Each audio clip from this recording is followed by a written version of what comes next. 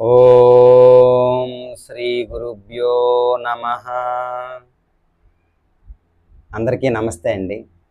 భగవద్గీత 4వ అధ్యాయం నుంచి 24వ శ్లోకం, ఆ శ్లోకం యొక్క అర్థం తెలుసుకుందాం.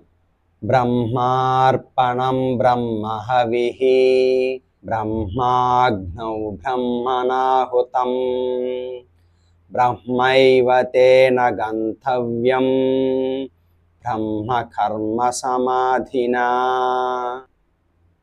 స్వీకరించేది బ్రహ్మము, సమర్పించబడేది కూడా అదే ఆధ్యాత్మిక స్వభావము కలది అయినట్టి ఆధ్యాత్మిక కలాపాలకే పూర్తిగా అర్పణము చేసే కారణంగా కృష్ణ భక్తి భావనలో లగ్నమైన వ్యక్తి తప్పక ఆధ్యాత్మిక లోకమును పొందుతాడు.